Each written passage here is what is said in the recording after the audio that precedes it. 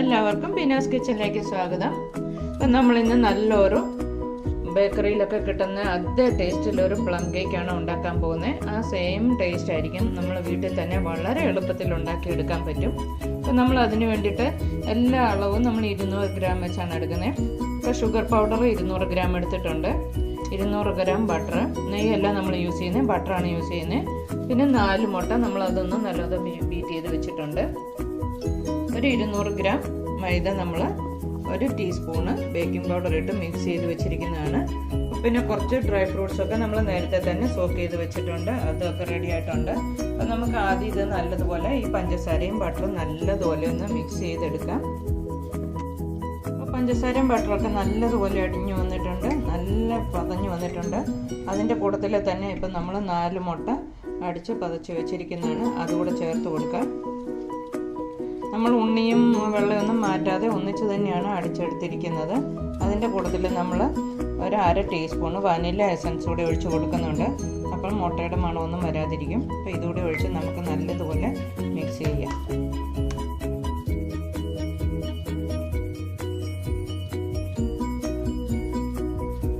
ഇപ്പം മുട്ടയും കൂടി നല്ലതുപോലെ നമ്മുടെ കേക്കിൻ്റെ ബാറ്റർ കറക്റ്റായി വന്നിട്ടുണ്ട്. ഇനി നമുക്ക് കുറേശ്ശെ ഒന്ന് മൈദയാണ് ഇട്ട് കൊടുക്കേണ്ടത്. ഒരുപാട് അങ്ങോട്ട് പ്രസ് ചെയ്ത് നമ്മൾ ഇളക്കല്ല, അതുകൊണ്ട് നമ്മൾ കുറേശ്ശെ മൈദ ഇട്ട് കൊടുക്കണം. അതിന് മുമ്പിൽ കുറച്ച് ഓറഞ്ചിൻ്റെ തൊലി നമ്മൾ ഇതുപോലെ ചെറുതായിട്ടൊന്ന് അരിഞ്ഞ് നമ്മൾ ഉണക്കി വെക്കുന്നതാണ്, അത് ഈ മൈദയ്ക്ക് ചേർത്ത് കൊടുക്കാം.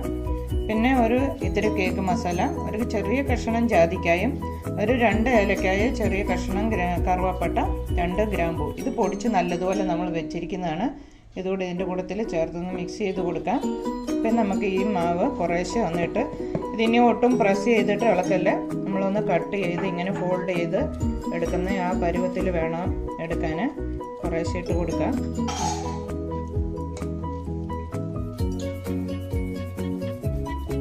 ഈ സമയത്ത് നമുക്ക് 1 സ്പൂണ് നമ്മൾ പഞ്ചസാര ഒന്ന് കാരമലൈസ് ചെയ്ത് വെച്ചിരിക്കുന്നതാണ്, അതും കൂടി കളറിന് വേണ്ടി ചേർത്ത് കൊടുക്കാം.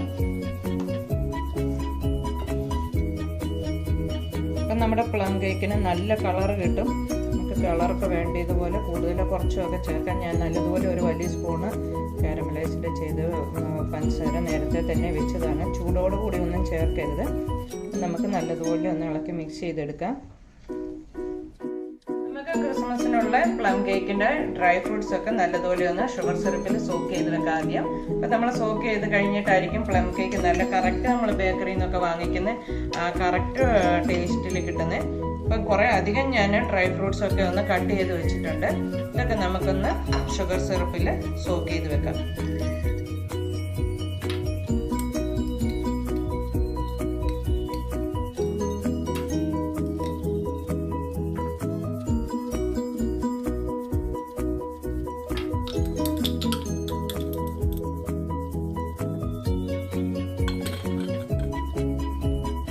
കറക്റ്റായി വന്നിട്ടുണ്ട്.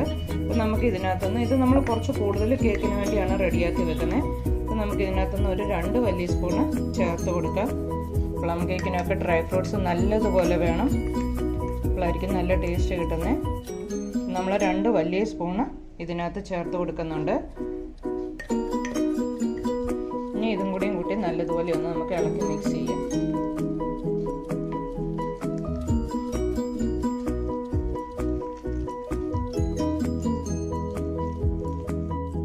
നമ്മുടെ കേക്കിൻ്റെ ബാറ്റർ നല്ല റെഡി ആയിട്ടുണ്ട്.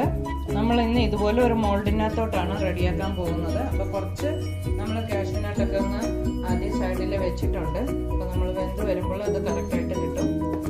റൗണ്ട് ഓവനകത്താണ് കേക്ക് റെഡിയാക്കുന്നത്. റൗണ്ട് ഓവന് ഞാനൊരു 3 ഹീറ്റ് ചെയ്യാൻ വേണ്ടിയിട്ട് ഓണാക്കി വെച്ചിട്ടുണ്ട്.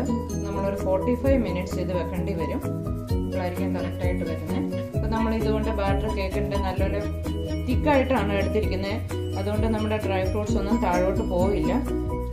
ബാറ്റർ ലൂസ് ആണെങ്കിൽ ഇട്ടിരിക്കുന്നത് നമ്മൾ ഡ്രൈ ഫ്രൂട്ട്സ് ഒക്കെ താഴോട്ട് കേക്കിൻ്റെ പോവും.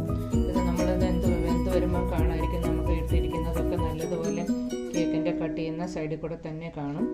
നല്ലതുപോലെ ഇതൊന്ന് സെറ്റ് ചെയ്തിട്ട് നമുക്ക് 200 ഡിഗ്രിയിലാണ് നമ്മൾ ചൂടാക്കാൻ വെച്ചിരിക്കുന്നത്. ഒരു 45 മിനിറ്റ്സ് വെച്ച് റെഡിയാക്കി എടുക്കാം. നമ്മുടെ പ്ലം കേക്ക് നല്ല റെഡി ആയി വന്നിട്ടുണ്ട്. അപ്പോൾ ഈ ക്രിസ്മസിന് എല്ലാവരും ഇതുപോലെ ഒന്ന് പ്ലം കേക്ക് ഉണ്ടാക്കി നോക്കണം. വളരെ ഈസി ആയിട്ട് ഉണ്ടാക്കാം. അപ്പോൾ നമുക്ക് നല്ലൊരു വീഡിയോ ആയിട്ട് പിന്നെയും വരാം.